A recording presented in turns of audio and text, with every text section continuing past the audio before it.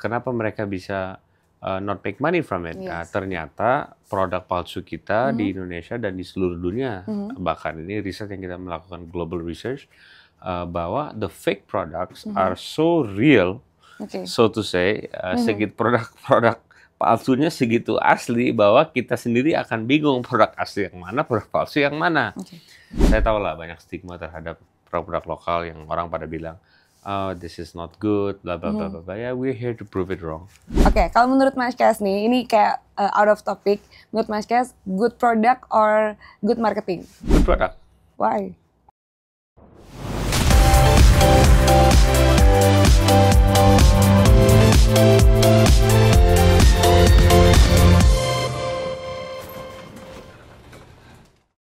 Sepak bola adalah olahraga dengan basis penggemar terbanyak. Dan baru-baru ini lagi hype banget bahwa Indonesia tuh masuk kualifikasi Piala Dunia. Dan dari yang awalnya di era digital ini, keterlibatan fans tidak terbatas hanya sekedar menonton pertandingan atau membeli merchandise. Teknologi blockchain juga mulai mengubah cara kita melihat industri olahraga. Dan hari ini V udah barengan sama seseorang yang punya proyek yang lagi viral banget. Katanya bisa ngecek satu produknya itu keasliannya tuh bisa langsung dicek. Kalau gitu langsung aja kita kenalan sama Mas Kes. Halo, hai V, apa kabar? Sehat ya? Baik, nice to meet you, Nice Mas. to meet you. Thank you for having me. Terima kasih semuanya yang di sini. Thank you everybody. Thank you for having me. Oke. Terima kasih banyak. Hari ini tuh kita mau ngobrol-ngobrol sama tadi yang udah V bilang kalau misalkan ada satu proyek nih pastinya berbasis blockchain. Yes. Nah, proyeknya ini nih katanya dekat banget sama sport gitu ya. Very dekat banget sama olahraga. Benar. Nah, tadi V juga udah sempat mention nih Mas Cash bahwa kalau misalkan kita nih baru-baru ini baru aja menonton pertandingan sepak bola Indonesia. Menang. Seru banget. Tos dulu. Menang kita.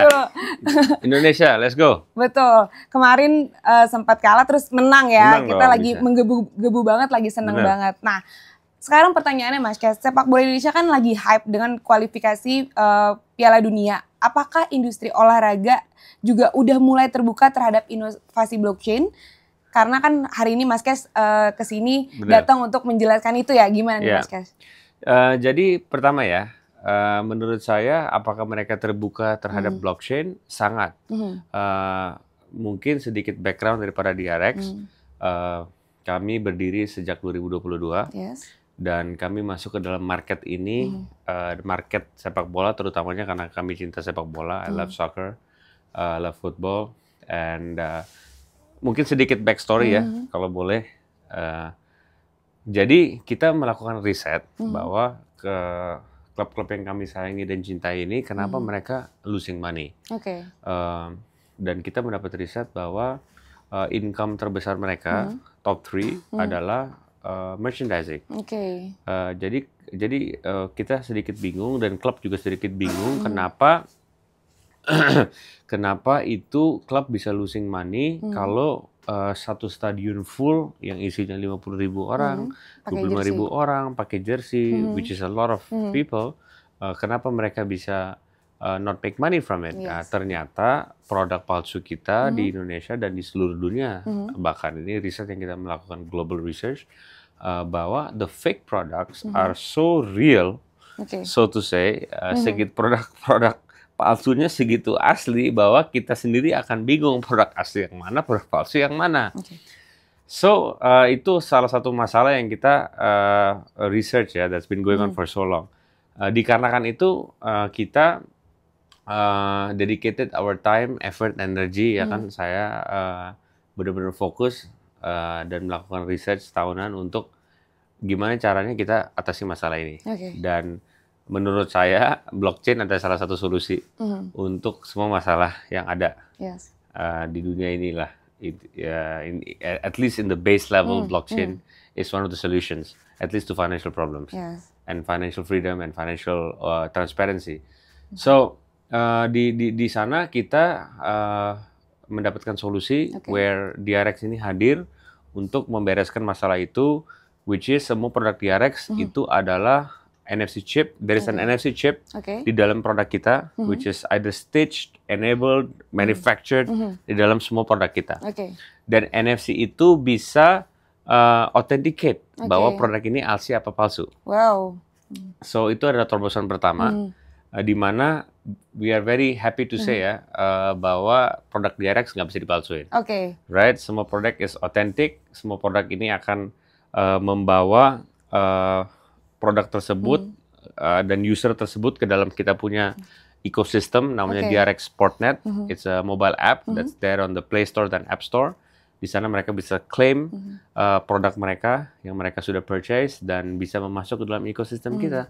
So going back to your question, nanya bahwa apakah kami di Indonesia dan dunia sepak bola ini sudah mengerti apa ready untuk adapt tentang blockchain? Menurut saya iya, karena dengan inovasi ini tersendiri kami berhasil mendapatkan banyak klub di Liga 1. Bahkan at one point kita adalah salah satu sponsor kerjasama dengan 6 klub di Liga 1. Siapa aja tuh kira-kira Mas Kas? Jadi Persik Kediri, Dewa United, PSM Makassar, PSS Sleman, terus PSIS Semarang, dan Cimahi FC.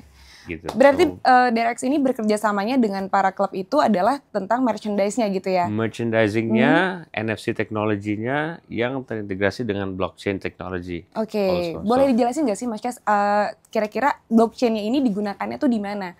Ketika para fans itu membeli merchandise-nya atau sebelum mereka membeli, mereka bisa mengecek dulu atau boleh, gimana? Nih saya kasih contoh ya. Contoh saya pakai topi DRX. Saya pakai topi ini produk dari DRX ya? Produk DRX ya. Ini produk DRX token, ya kan? Nah, kalau bisa dilihat di sini ada NFC-nya. Itu keren banget loh Mas Cas, apalagi aku punya satu. Thank you, punya satu ya. Oh, nice. So semua produk kita, ya kan, bisa dicek keasliannya. Kalau asli bisa di-scan, ya kan, di tempat NFC-nya di-scan. Oke. Bentar. Oh, itu bisa langsung di-scan lewat? Bisa.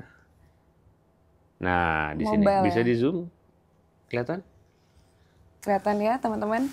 Nah, di sini ini produknya authenticated, produk 37731. Bahkan ada nomor produknya ya? Ini nomor produk. So this product is one of one. Produk ini punya saya sendiri, jadi besok kalau ditandatangan oleh pemain famous, ini saya bisa trace di blockchain, di kita punya application, saya bisa klaim produk ini di aplikasi kami. So yeah, this is the first case yang mereka bisa melakukan, adalah the first utility dari token kita adalah mereka bisa purchase kita punya real life products, mereka bisa claim itu authenticate di kita punya application, dan di application kita we're never ending. We have play to earn games, which is tap game yang kami sudah ada about 1 million users active and more.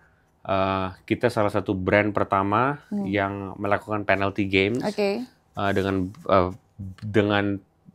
branding lokal ya, so local players, local clubs gitu kan. Orang-orang kan ya, kita kan jangan kita pakai game asing dulu dong, kita kan juga pengen banggakan local pride.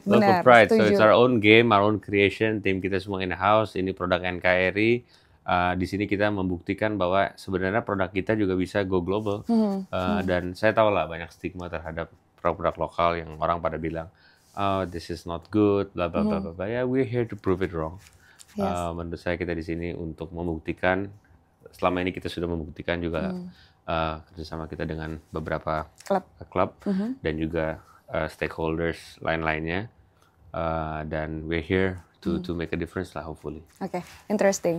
Oke, Mas Cash, kalau kita tadi kan udah bahas soal soal visi dan misi dari DRX tokennya ya. Kalau kita bahas lagi lebih ke sportnya nih di para fans dari pesepak bola gitu kan interaksi fans sama timnasnya atau sama timnya atau sama klubnya itu kan terbatas oleh sosial media gitu ya. Bagaimana blockchain bisa meningkatkan keterlibatan penggemar dan gimana cara DRX token bisa membantu? Itu kan yang dipertanyakan kan. Ketika kita lagi nonton timnas, apalagi kemarin menang, itu kan pasti kita kayak menggebu-gebu mau ketemu sama mereka, tapi terbatas sama sosial media. Itu kalau dari basis blockchain-nya tuh gimana? So yang pertama dari blockchain itu, let's understand bahwa kita bisa authenticate semua produk dan merchandise yang dipakai oleh pemain.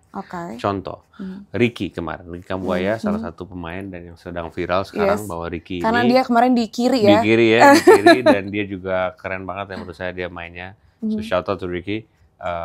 But contoh ya, dia adalah salah satu pemain di Dewa United. Yes. Dan dia punya produk sendiri. Ya kan, dia pakai baju, dia punya produk atas nama Ricky Kambuaya. Dia punya own unique number, own NFC, own blockchain.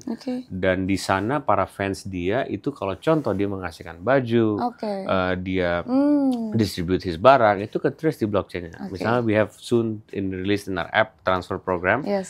Di sana mereka bisa transfer produknya gitu. Dan bahkan kita juga sedang kerjasama dengan beberapa klub yang kerjasama with us dengan pemainnya langsung, bahwa di mana mereka akan nanti kedepannya dengan tier system kita kan, kita we have a tier system in DRX token where nanti mereka bisa ketemu, bisa training bareng, bisa directly in communication with them lah, karena that's our goal. Our goal is to be one of the best utility token, at least in the sports industry. Jadi nanti kedepannya pasti kita akan ada one-to-one session, training, meet and greet, so on and so forth. Tapi yang paling pertama adalah at least kalau sekarang si Ricky ini mengasihkan, paling gampang kalau saya ambil contoh di sepak bola adalah ya mereka kasih jersey-nya, lempar jersey-nya, exchange mereka jersey, tanda tangan jersey.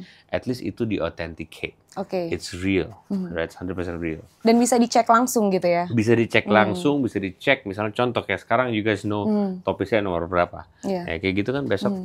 Dan saat ini Ricky kan udah tahu kayak baju di nomor berapa, dan so on and so forth. So menurut saya that's one of the real world interactions lah.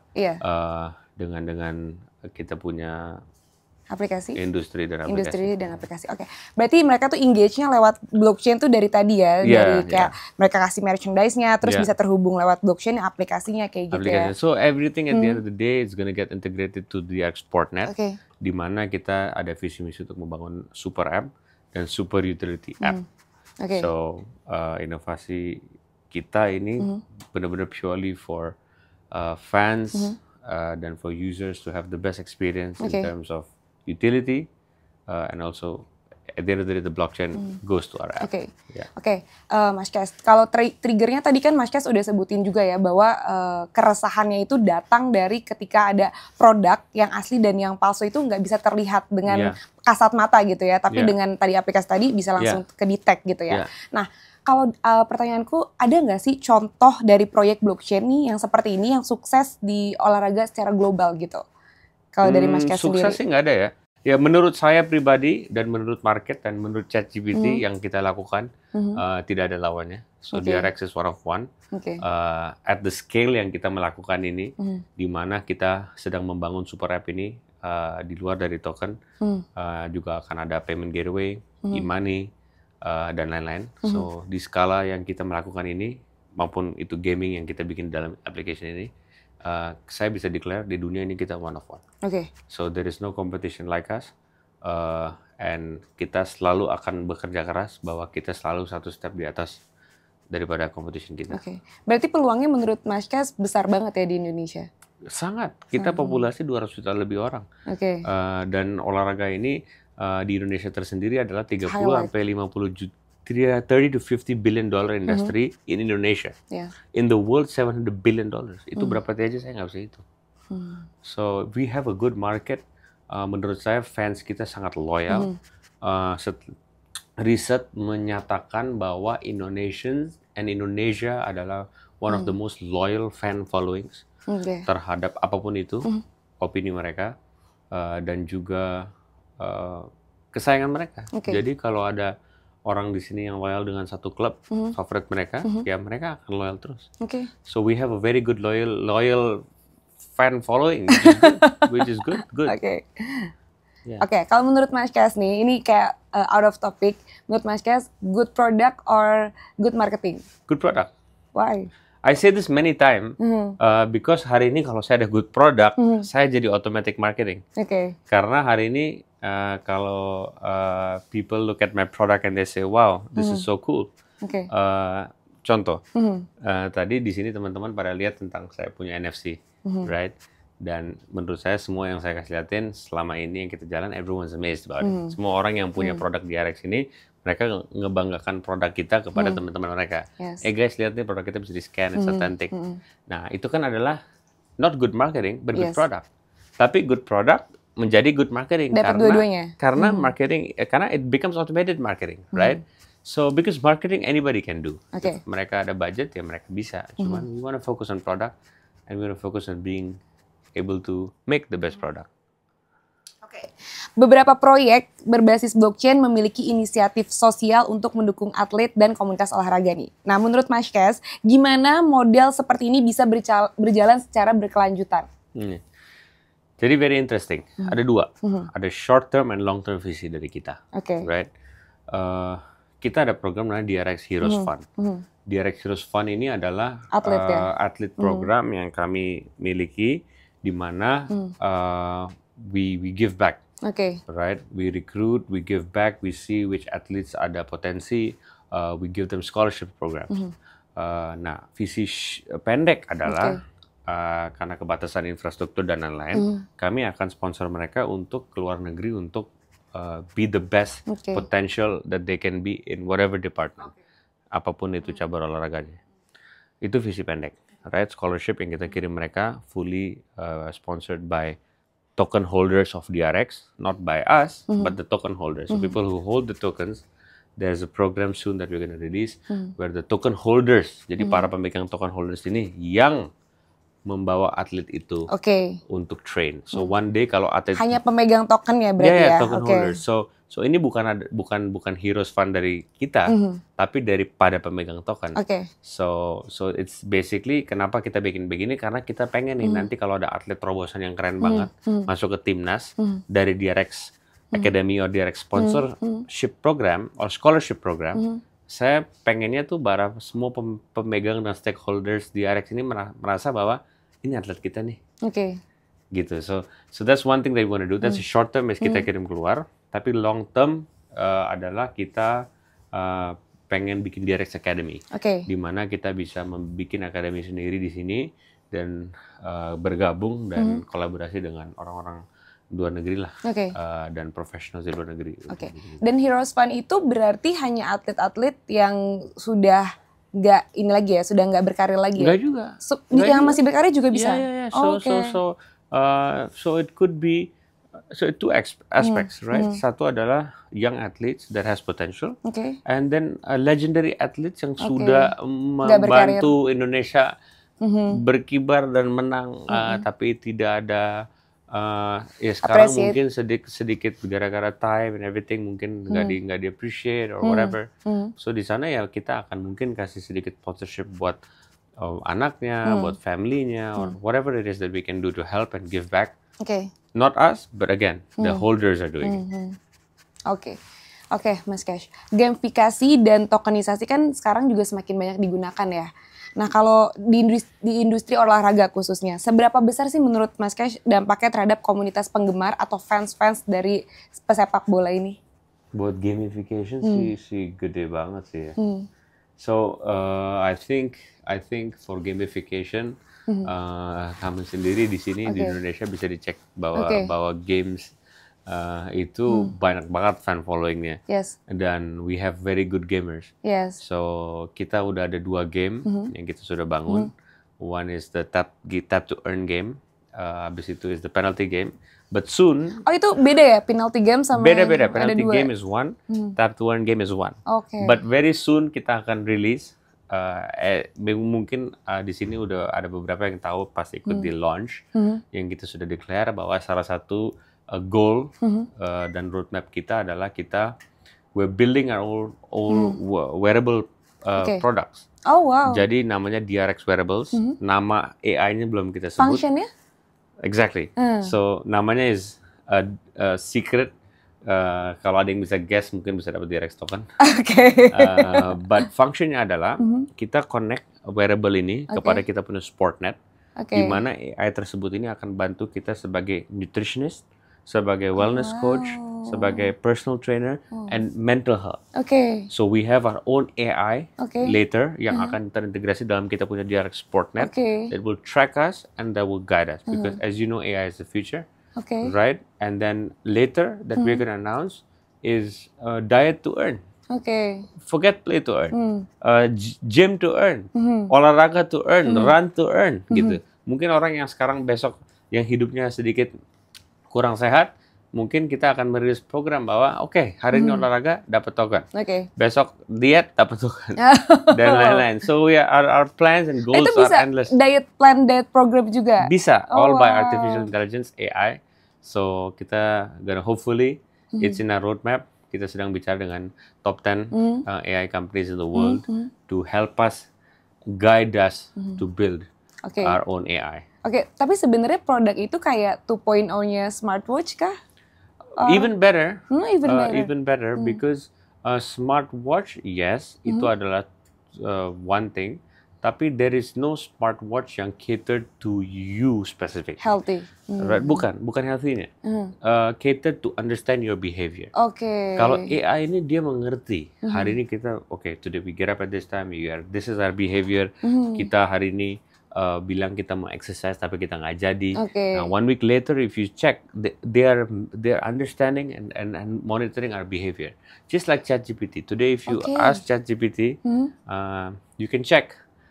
Semua yang memakai ChatGPT mungkin boleh nanya ke ChatGPT sekarang. Yes. Halo, boleh menjelaskan saya punya what do you feel my behavior or my character is? Yes. Be honest. Silakan dicek. Mereka akan jawab, oh kita merasa bahwa ini this. So it understands your behavior, Oke. which I believe it's different than wearables. What we need. Saya juga menggunakan smartwatch. Oke. Tapi dia nggak ngerti behavior saya. Dia hanya Oke. nge-track saya punya daily routine. Oke. That's it. So it's Oke. different. Oke, berarti ada perbedaannya Yeah. gitu ya. Oke, nah kalau misalkan kita lihat kan tadi sebenarnya tuh visi dan misinya tuh oke banget. Aku interesting banget juga. Mungkin teman-teman di sini juga semuanya interesting. Tapi token olahraga nih yang seperti ini kan udah ada beberapa ya, Mas Cash ya. Contohnya ada fan token dulu dari MU dan beberapa klub besar lainnya. Yeah. Tapi ternyata masanya tuh nggak lama gitu. Yeah.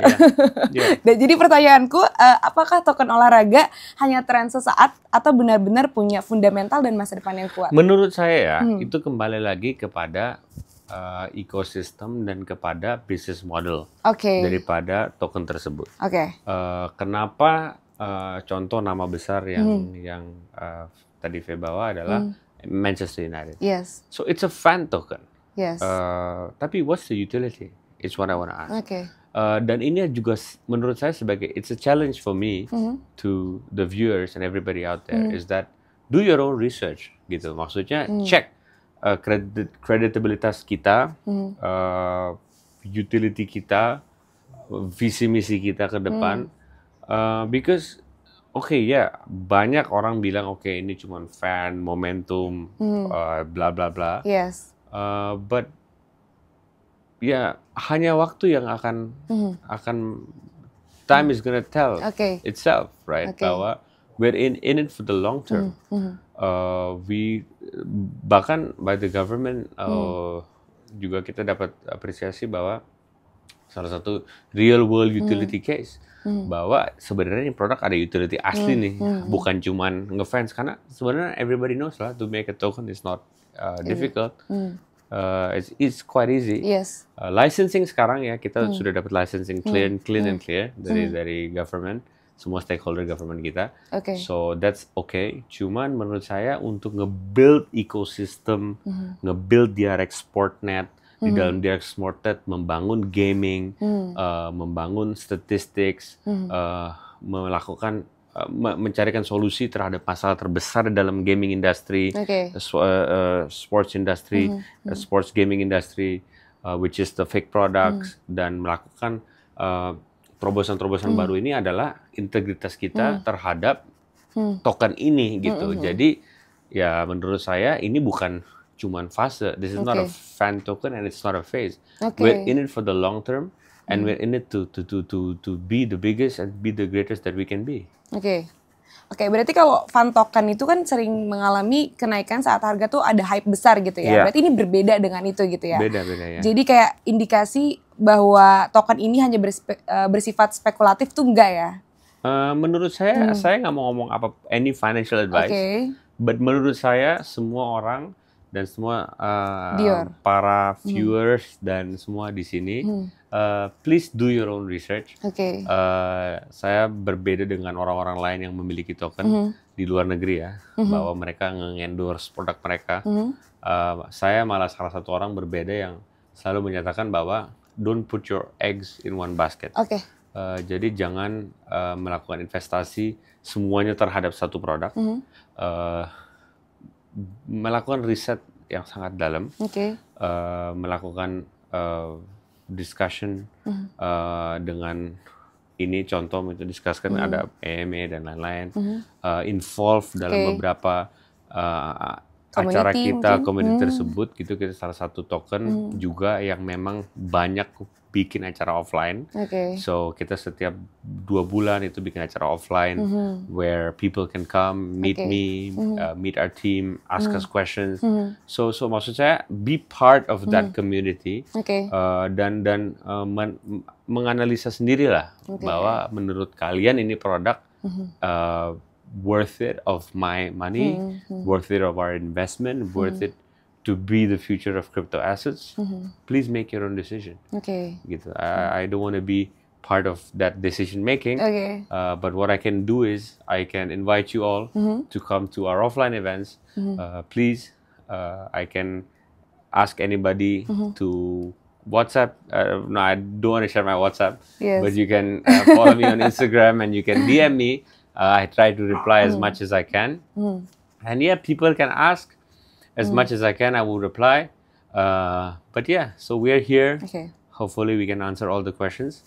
And people should do their own research. And if they think that we are a good company and we are a different company and we are kita adalah perusahaan yang bisa melakukan inovasi dan sudah melakukan inovasi dan akan terus melakukan inovasi yang lebih dalam dan lebih baru, ya mungkin bisa bergabung. Mungkin ini perusahaan yang fit untuk mereka ya. Please make your own decision. Sekarang kita mau ngobrol soal roadmap-nya ya. Yeah. Soal roadmap ini, apakah blockchain akan menjadi bagian utama dalam industri olahraga dalam 5 tahun ke depan, atau masih banyak tantangan yang harus diselesaikan gitu, Mas? Kayaknya banyak tantangannya, to be honest. Karena gini, blockchain ini adalah sesuatu yang menurut saya belum, it's a very good track now. The fact that Thailand baru accept USDT as a payment, menurut saya itu adalah langkah yang sangat keren yang dilakukan oleh blockchain technology gitu kan. So I think it's a long journey. Tapi kami di tahun-tahun yang sudah melewati hal-hal yang agak sedikit difficult. So I don't know. I mean, tergantung regulator, tergantung government, tergantung gimana komunitas, negara, ekosistem. I mean, there is a lot of stakeholders involved. Jadi saya nggak bisa really predict on gimana blockchain ini bisa kapan dan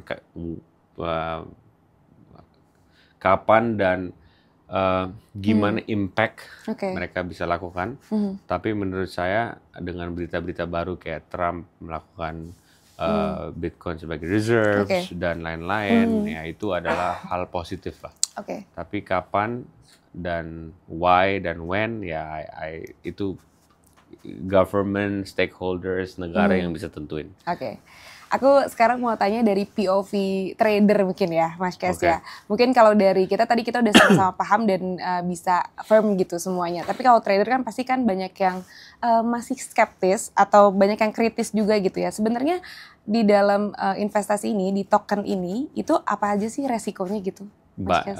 Resikonya adalah kalau mereka salah satu orang yang bukan holders, ya mungkin akan terharu dengan the pricing ya. Tapi menurut saya kalau fondasi dan visi misi perusahaan ini adalah panjang dan legit, ya menurut saya in the long term harusnya sesuai market dan kita punya kolaborasi global. Menurut saya we have a very good potential to grow.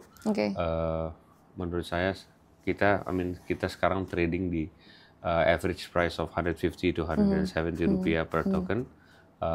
Menurut saya itu kalau kita sudah global, compared to USD, menurut saya itu sangat rendah.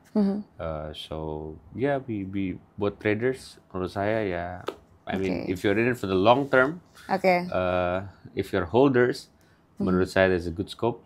But do your own research, not financial advice. For traders day to day, please study the market lah. Karena I'm not a trader, I'm a holder. So.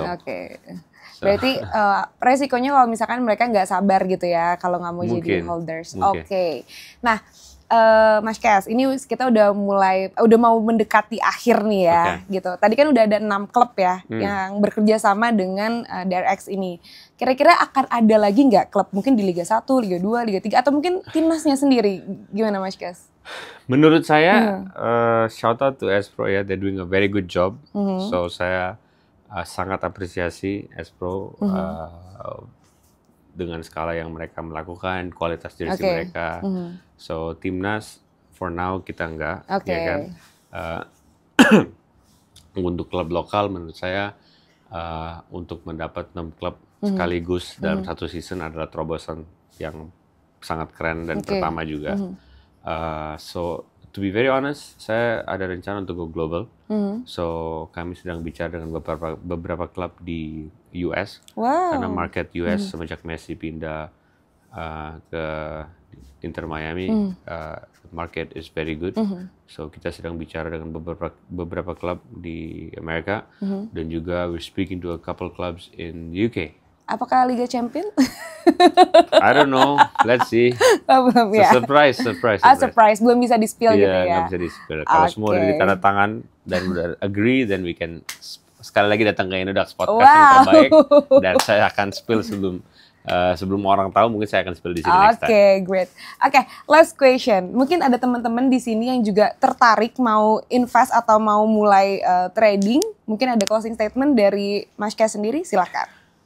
Yes, please, guys, invest wisely. Tolong melakukan riset. Jangan ikutin tren, jangan ikutin teman-teman, jangan ikutin media. Melakukan riset sendiri. Deep dive into fundamental bisnisnya. Tolong jangan sampai jadi salah satu orang yang hanya ikut, tapi tidak tahu basisnya. Karena menurut saya di luar apapun itu, menurut saya orang itu sangat di Indonesia itu orang sangat terharu dan pengaruh dengan influence third party. Jangan, do your own research. Not just for DRX, but semua yang di semua aspek investasi yang kalian melakukan, maupun itu kripto, saham, properti, apapun itu, have your own fundamental. Ya, fundamentalnya pelajarin, resikonya pelajarin, potential profitnya juga di scale, tahu kapan masuk, kapan exit.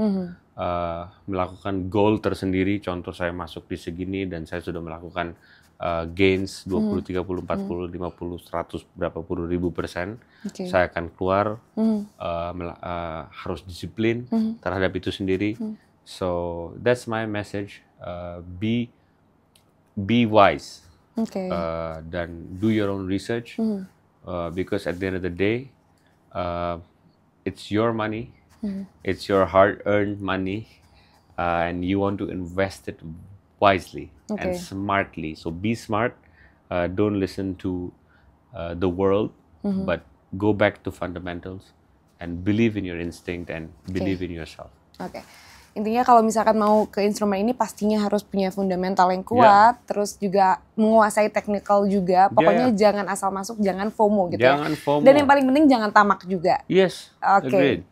Agreed. So good luck guys. Yes, good luck. Oke, Good luck. thank you so much. Thank you so much. Mas Cash, Thank you for having me, guys. hari Thank you, ini. everybody. Thank Thank you, you guys. untuk teman-teman juga yang Thank you. udah yang udah nonton Indodax Yes, thank you, hari guys. ini, nonton Porto hari ini. Kalau gitu sampai jumpa di Porto selanjutnya. Bye bye. Bye, guys.